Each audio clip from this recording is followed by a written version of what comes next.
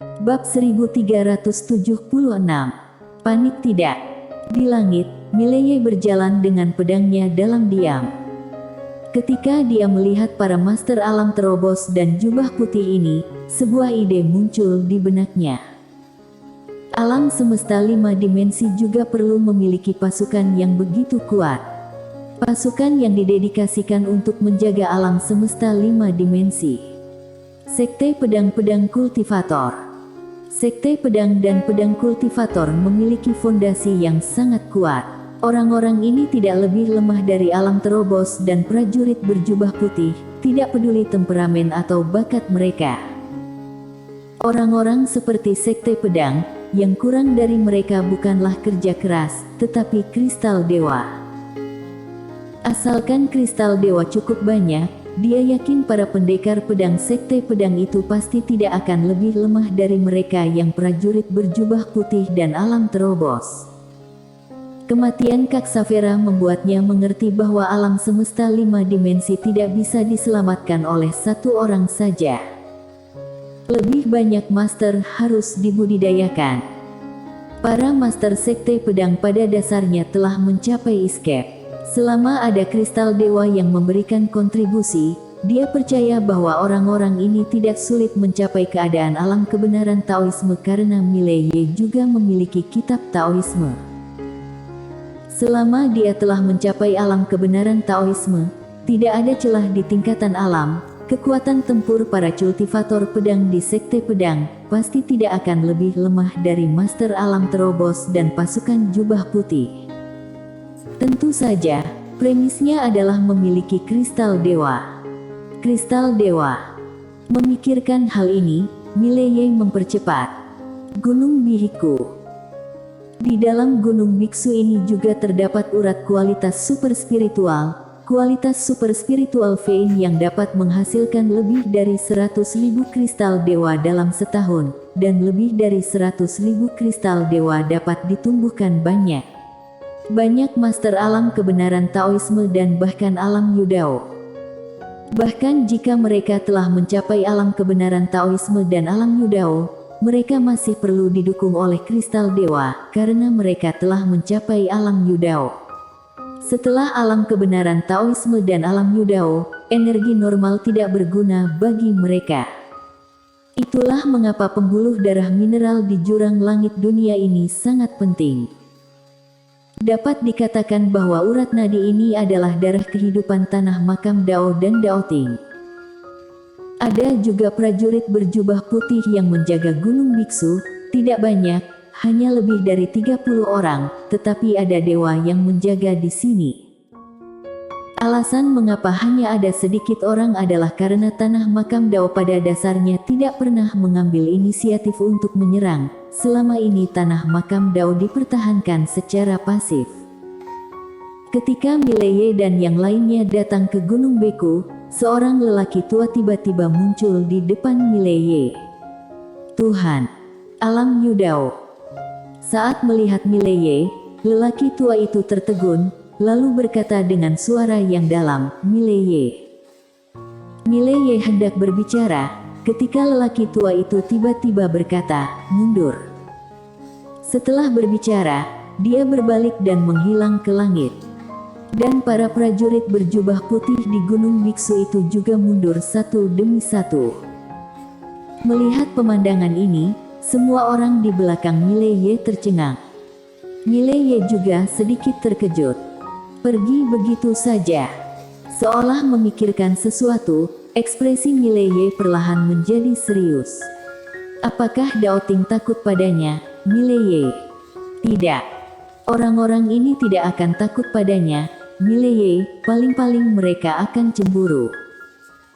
Orang-orang ini mundur tanpa perlawanan karena mereka ingin mempertahankan kekuatan mereka dan tidak melakukan pengorbanan yang tidak perlu.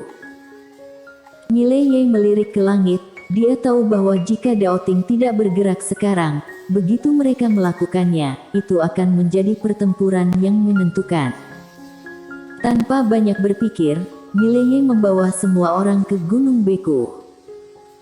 Setelah Mileye memasuki bagian dalam Gunung Beku, dia langsung memusnahkan dewa kristal di dalamnya. Ada puluhan ribu dari mereka.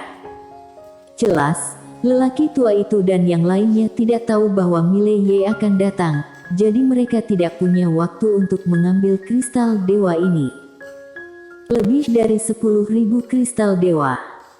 Di dalam perut gunung, sebuah ide tiba-tiba muncul di benak Yesuan. Ada lebih dari 30 vena super berkualitas di Daoting, dan pasti ada kristal dewa di vena super berkualitas ini. Dan dia sudah mengecek sebelumnya, apakah itu tanah makam Dao atau Daoting. Mereka akan dipanen sebulan sekali, karena setelah kristal dewa ini terbentuk, mereka juga perlu dipanen di sini dan tetap hangat di pembuluh darah setidaknya selama sebulan. Hanya dengan cara ini, kristal dewa akan lebih besar dan energinya akan lebih murni. Memikirkan hal ini, Mileye berbalik dan pergi. Dia meninggalkan Gunung Beku, tapi kali ini, dia pergi sendirian.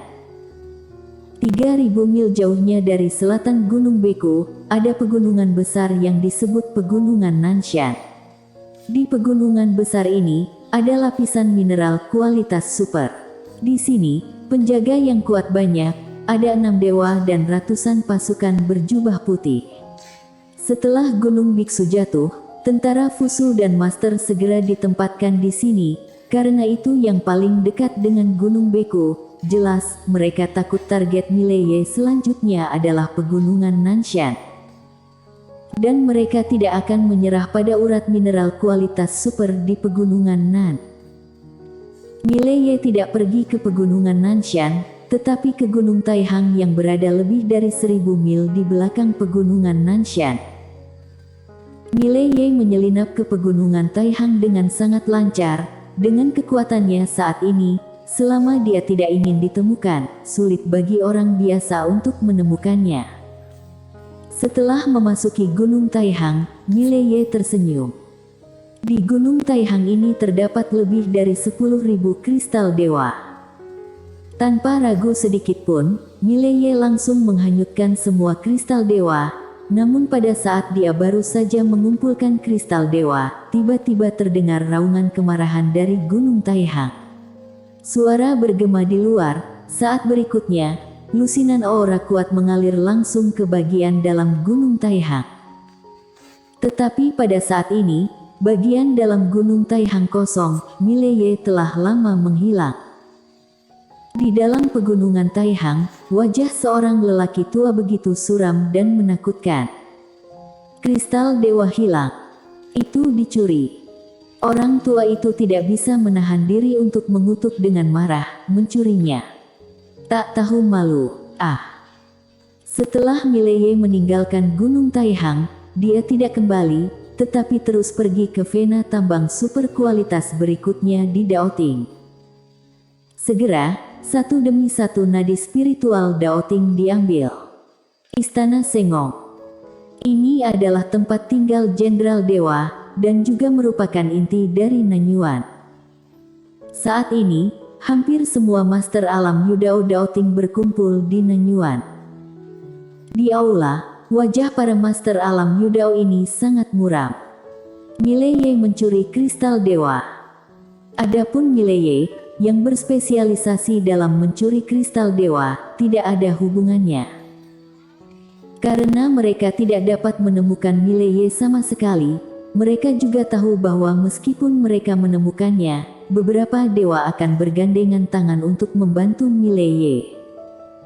Sejauh ini, Mileye telah mencuri 15 pembuluh darah super berkualitas. Untuk mencegah Mileye terus mencuri, mereka telah mengambil kristal dewa dalam sisa kualitas super jalur spiritual.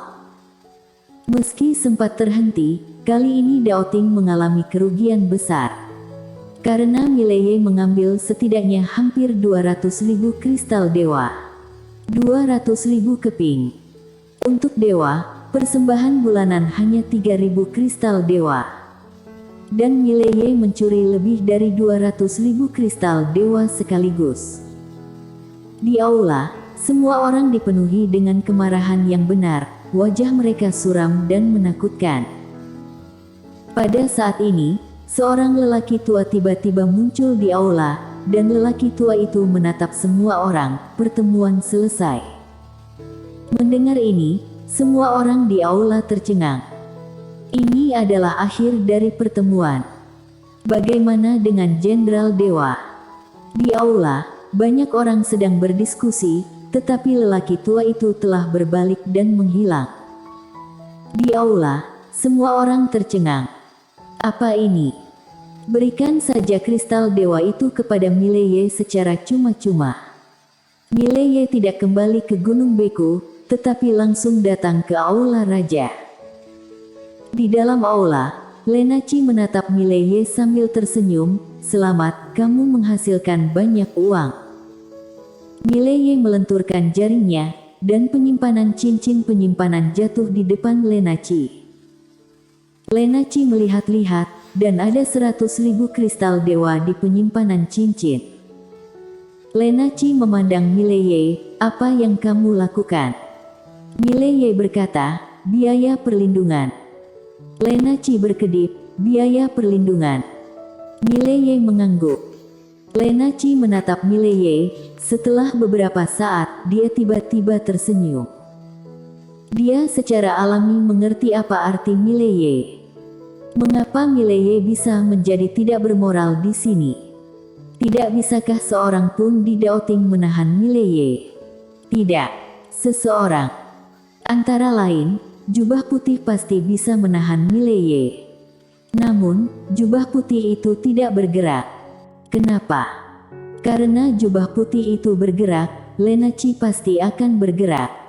Lenaci menatap Mileye, pikirannya rumit. Mileye mengeluarkan 100.000 kristal dewa, yang tidak dia duga.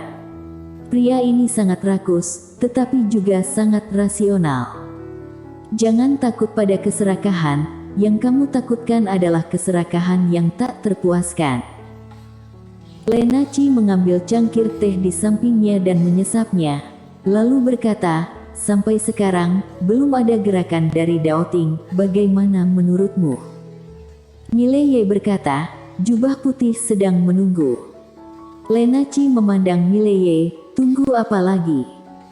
Mileye berkata, begitu dia bergerak, dia pasti tidak akan memberiku kesempatan bersamamu. Lenaci memandang Mileye dan berkata sambil tersenyum, kamu tampak sangat tenang. Apakah kamu tidak takut? Setelah hening sejenak, Mileye bertanya, aku bertarung dengan jubah putih, berapa lama lagi? Lenaci menggelengkan kepalanya, kamu tidak punya peluang untuk menang. Mileye menatap Lenaci, bagaimana denganmu? Lenaci tertawa dan berkata, 4-6. Mileye terdiam. Lenaci bangkit, dan dia berjalan ke pintu aula utama. Seperti yang kamu katakan, jubah putihnya belum bergerak sampai sekarang, yang sangat tidak normal dan tidak seperti gayanya. Mileye tiba-tiba berkata, jika aku adalah jubah putih, apa kamu tahu apa yang akan aku lakukan? Lenaci menoleh untuk melihat Mileye, dan Mileye menatap Lenaci. Jika aku adalah jubah putih, aku akan mengumpulkan semua pasukanku di sini untuk melawanmu. Pemenangnya akan ditentukan di pertarungan pertama. Lenaci terdiam. Mileye berjalan di depan Lenaci. Dia memandang Lenaci, Nona Lena, menurutmu mereka tidak akan melakukan ini? Lenaci berkata, jika dia melakukan ini, dia akan dihancurkan.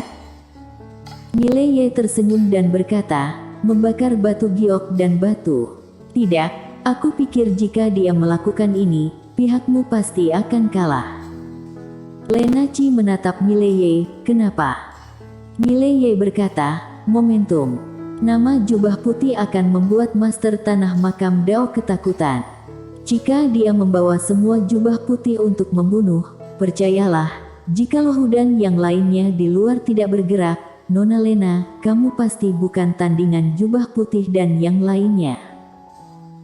Saat dia mengatakan itu, dia melihat keluar aula dan berkata dengan lembut, Nona Lena, Daoting sangat bersatu, jauh lebih bersatu daripada Tanah Makam Dao. Dan mereka belum menyerang dengan semua pasukannya sampai sekarang. Biar ku tebak, mereka tidak takut padamu, tapi Dewa Tanah Makam Dao, kan? Lena Chi terdiam. Milei Ye tersenyum dan berkata, Nona Lena, pikirkan lagi, tidak ada leluhur Dao di Daoting dan tidak ada Dewa Kegelapan Tanah Makam Dao dari Makam Dao. Katakan padaku, apa yang akan dilakukan jubah putih itu? Lena Chi perlahan menutup matanya. Milei Ye berkata lagi, sebelum ini, jubah putih mungkin tidak melakukan ini, tetapi setelah aku datang, mereka harus melakukannya. Dia tidak bisa membuatku begitu sombong, bukan? Lena Chi memandang Milei Ye dan berkata sambil tersenyum, kamu lupa mengatakan satu hal. Artinya, jika Bai Pao membawa semua orang ke sini, dia akan membunuhmu alih-alih pertempuran yang menentukan. Saat itu, kamu berkata, haruskah aku melindungimu di tanah makam Dao atau tidak? Pada saat ini, ruang hampa di langit tiba-tiba terbelah, dan saat berikutnya, seorang pria berjubah putih keluar dari ruang hampa yang terbelah. Tombak panjang, jubah putih. Jubah putih. Jenderal Dewa terkuat Daoting. Di bawah, Lena Chi dengan ringan menyentuh lengan Milei Ye dengan lengan kanannya, dan berkata sambil tersenyum, apakah kamu panik? Milei Ye. Pada saat ini, jubah putih memandang Milei Ye, kamu memiliki segel dewa dan juga pelindung Tao. Karena kamu adalah pelindung Tao, aku dapat memberimu peluang, jika kamu bersedia memasuki Daoting, aku akan melupakan semua yang telah kamu lakukan sebelumnya. Milei Ye dengan ringan menyentuh lengan Lena Chi dengan tangan kirinya, apakah kamu panik? Lena Chi bersambung.